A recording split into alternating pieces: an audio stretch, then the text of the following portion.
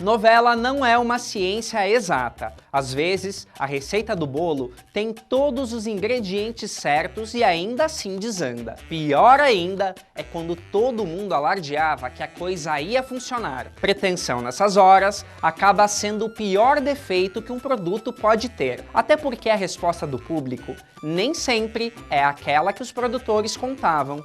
Hoje o Almanaque Latino relembra novelas ambiciosas que fracassaram.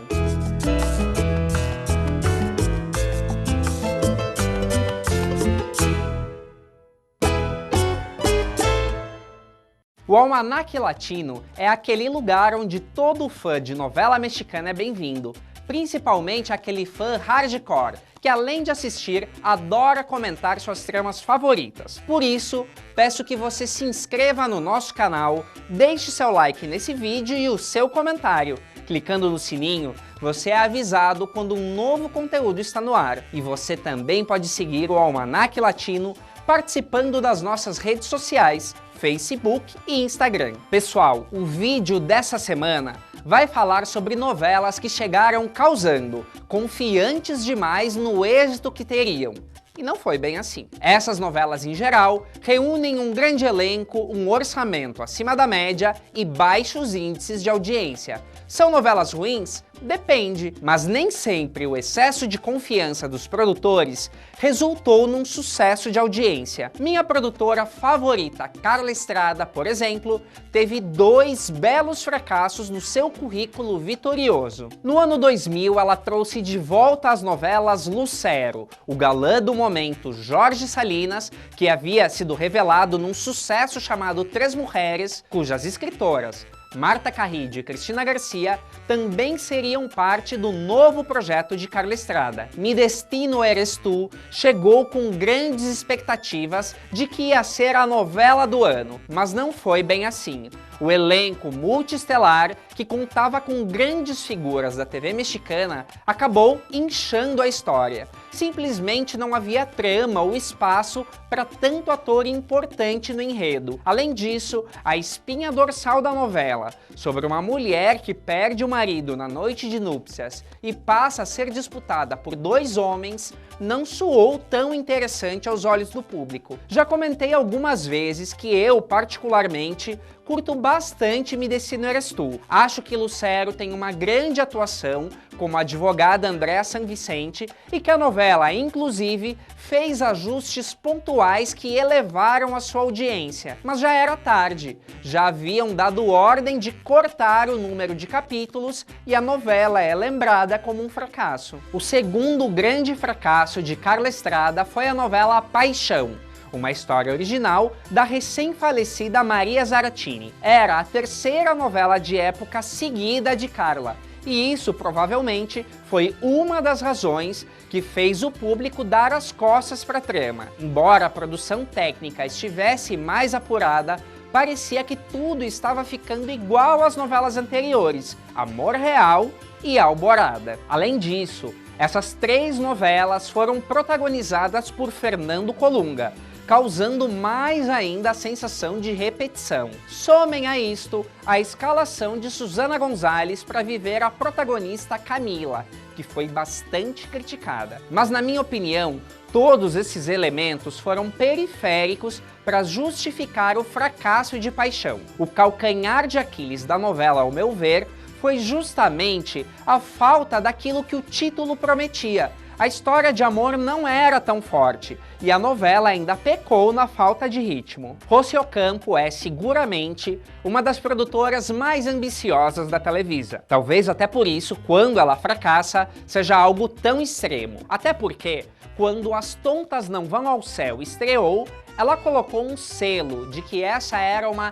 telenovela de vanguarda. Segundo o dicionário, vanguarda é aquilo que inicia uma sequência, inovação de ideias e tendências. Bom, provavelmente com essa novela, Rossi Ocampo quis experimentar um tipo de comédia romântica mais naturalista. Mas se você assistiu a novela, deve ter notado que, por mais legal que tenha sido a novela em seu início, não tinha nada de tão inovador assim. Pior, quando, na metade da novela, a ideia simplesmente se esgotou, os escritores recorreram aos clichês mais batidos da dramaturgia para levá-la até o final. Mas Rossi Ocampo não estava satisfeita. O selo Telenovela de Vanguarda voltou em seu trabalho seguinte, Camaleões, que foi ao ar em 2009 e trazia Belinda e Alfonso Herrera nos papéis centrais. Era mais uma novela juvenil ambientada numa escola. Ok, não era um remake e isso por si só era um alívio.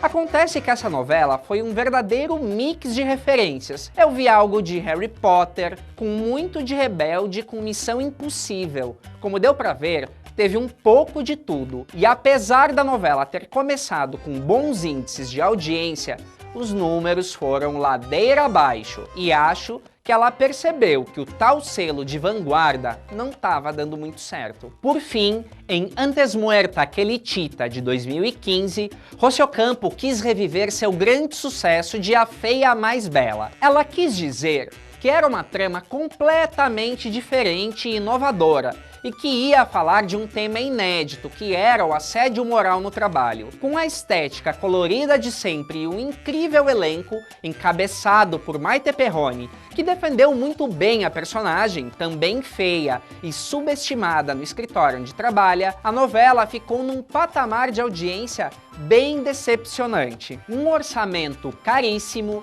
foi destinado à produção de Bajo un Mismo Rostro, que no Brasil foi apresentada pela CNT com o título de A Força de uma Mulher. A novela era produzida por Humberto Zurita e Christian Bach, que além disso era a protagonista do enredo. Um thriller policial sobre uma mulher abalada por uma tragédia familiar, mas equivocadamente apresentada no horário vespertino. Como eu disse, o dinheiro correu solto nessa produção, que teve inúmeras sequências gravadas na Grécia, o que valorizou a novela, que talvez num outro horário pudesse ter funcionado melhor. Embalada no sucesso das novelas turcas, a Televisa, sob a produção de Carmen Armendáriz, produziu Yago, remake da história turca Ezel, que nada mais é que uma versão moderna do Conde de Monte Cristo, de Alexandre Dumas, e que já rendeu inúmeras e inúmeras novelas com variações dessa história. Com uma estética pretensiosa e moderna e protagonizada por Ivan Sanches,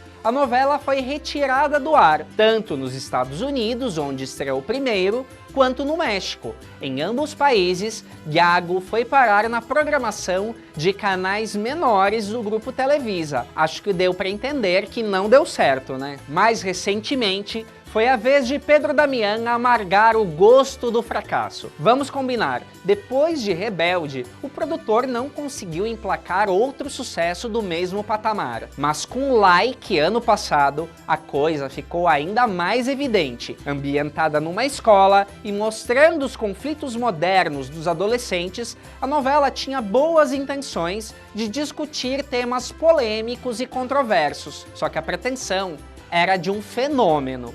Isso porque havia todo um aparato por trás de Like, desde conteúdo exclusivo para a internet, como uma banda nos mesmos moldes do RBD, e que não conseguiu emplacar um grande sucesso sequer. A intenção de uma segunda temporada de Like permanece cada vez mais distante. Será que vão insistir nesse erro? Gisele Gonzalez é minha produtora favorita neste momento. Cabe a ela o remake de Cuna de Lobos, o projeto mais ambicioso e a grande aposta da Televisa em 2019. No Brasil, a novela ficou conhecida justamente como Ambição, e ficou eternizada na memória do público pela grande vilã Catalina Krill, encarnada por Maria Rubio, com seu indefectível tapa-olho. O papel agora caberá à espanhola Paz Vega, que já na escalação suscitou uma série de polêmicas pelas mudanças radicais que pretendem fazer no enredo. A novela está prevista para o segundo semestre de 2019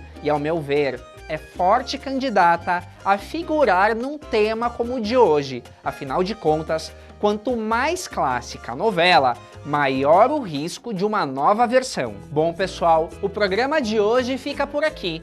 deixe seu comentário. Aproveite para dar um like nesse vídeo e se inscreva no nosso canal. Clique no sininho das notificações para ser avisado sobre o próximo programa.